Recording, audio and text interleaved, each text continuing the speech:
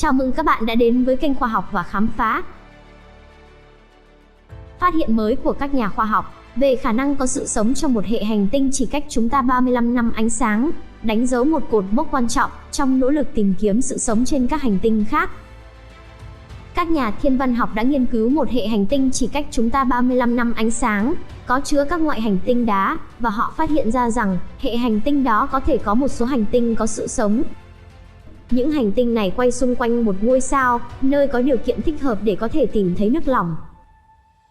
Sử dụng kính viễn vọng rất lớn của Đài quan sát Nam Âu ở Chile, một nhóm các nhà thiên văn học đã nghiên cứu các hành tinh xung quanh ngôi sao L9859 gần hệ mặt trời, có xuất hiện các hành tinh giống với các hành tinh trong hệ mặt trời của chúng ta.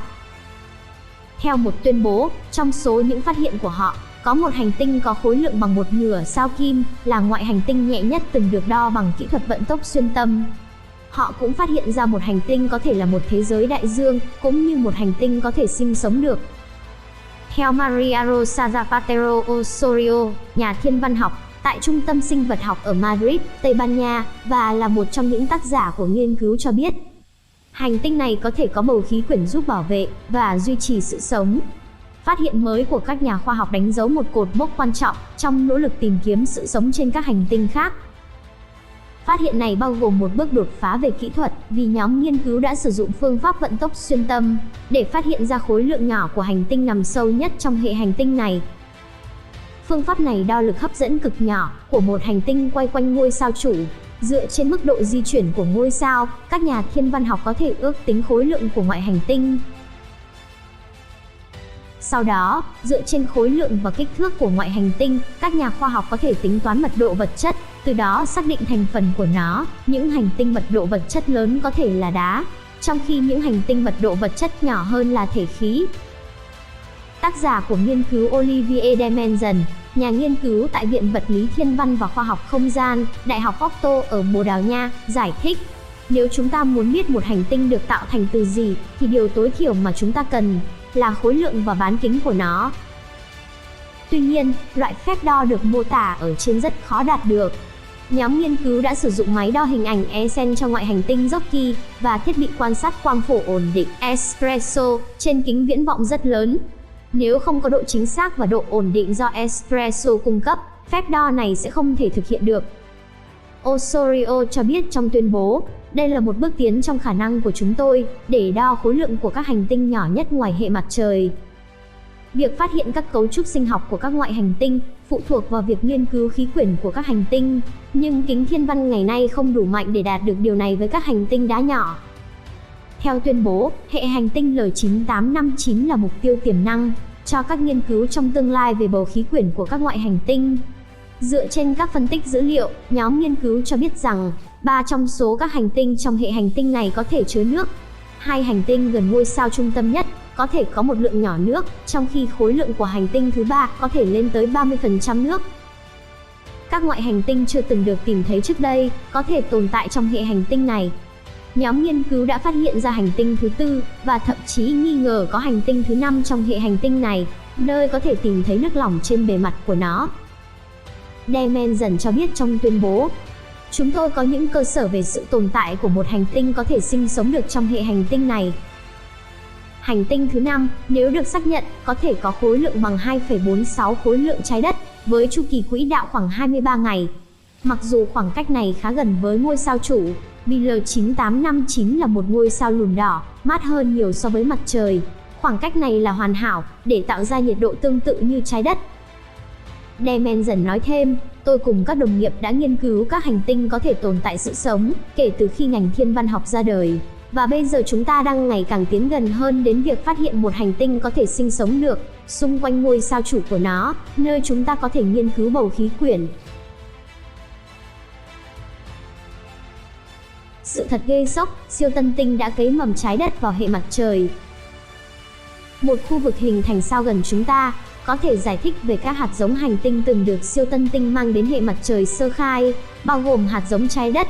Theo Space, một nghiên cứu mới tuyên bố rằng các siêu tân tinh, tức các ngôi sao bùng nổ trong cái chết rực rỡ, đã cung cấp các điều kiện cần thiết để xây dựng các hành tinh trong hệ mặt trời. Công trình dẫn đầu bởi nhà thiên văn học John Forbes từ Viện Flatiron Mỹ đã quan sát khu vực hình thành sao thuộc chòm sao Safu và tìm thấy các điều kiện tương tự như hệ mặt trời sơ khai của chúng ta. Các nhà khoa học đã lần theo manh mối từ một số vật chất rắn đầu tiên, ngưng tụ từ đám mây bụi bao quanh những thế giới giống như mặt trời sơ sinh, và tìm thấy một yếu tố quan trọng. Đó là đồng vị nhôm 26, một nguyên tố được xây dựng bên trong các vì sao và có tuổi thọ tương đối ngắn, chỉ có 100.000 năm. Họ đã tìm thấy nhôm 26 trong các cấu trúc giàu canxi nhôm được gọi là cai, những hạt có kích thước dưới mm, được tìm thấy trong các thiên thạch. Cai cung cấp một nguồn nhiệt đáng kể trong quá trình hình thành hành tinh, làm khô các thế giới và được coi là một kiểu hạt giống hành tinh, cần thiết cho bất kỳ một hệ sao non trẻ nào. Nhưng cai đến từ đâu? Họ đã liên kết nó với một nguồn dồi dào nhôm 26, chính là siêu tân tinh. Vì nhôm 26 chính là một trong nhiều kim loại được tìm thấy trong tâm lửa, khi các ngôi sao lớn phát nổ, chính là hiện tượng gọi là siêu tân tinh. Vì vậy, theo các nhà khoa học, vật liệu tiền hành tinh quý giá này đã được đem đến hệ mặt trời của chúng ta thông qua một loạt siêu tân tinh bí ẩn. Sao phun trào cực hiếm vừa hiện ra trên bầu trời. Trên bầu trời vừa xuất hiện thêm một vật thể lạ, có thể nhìn thấy bằng mắt thường, là một sao phun trào 15 năm bùng nổ một lần. Đó là một ngôi sao mang tên RS Ophiuchi, cách chúng ta khoảng 4.566 năm ánh sáng, nằm trong chòm sao Safu, mà thực ra là một cặp sao đang ngấu nghiến nhau. Theo Science Alert, RS Ophiuchi được xếp vào dạng sao phun trào cực hiếm gặp, phun trào sau mỗi 15 năm. Nó được phát hiện lần đầu vào năm 2006 bởi một nhà thiên văn học nghiệp dư, sau đó hoàn toàn biến mất. Nay nó đã xuất hiện trở lại nhờ đến chu kỳ phun trào. Tờ Daily Mail trích dẫn lý giải của các nhà thiên văn về bản chất của RS Ophiuchi. Nó là một cặp, gồm một sao lùn trắng và một sao khổng lồ đỏ. Trong đó sao lùn trắng là một ma cà rồng, đang hút vật chất từ ngôi sao khổng lồ đỏ.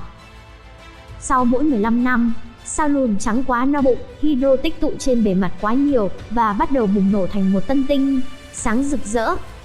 Những cặp đôi như RS Ophiuchi sẽ tiếp tục ngấu nghiến nhau một thời gian, và đến giai đoạn nào đó, ngôi sao khổng lồ đỏ sẽ bị hút quá nhiều vật chất, cũng như sao lùn trắng trở nên quá no bụng, và cùng phát nổ lần cuối. Khi đó chúng sẽ tạo nên một siêu tân tinh, rực rỡ hơn hiện tại gấp nhiều lần. Sao lùn trắng, ma cà rồng vũ trụ, thật ra là tàn tích của một ngôi sao lớn khác đã chết, co cụm lại nhưng vẫn cực giàu năng lượng. Cảm ơn các bạn đã theo dõi video. Nếu thấy video này hay, đừng quên like và đăng ký để nhận những video mới nhất từ khoa học và khám phá nhé. Xin chào và hẹn gặp lại.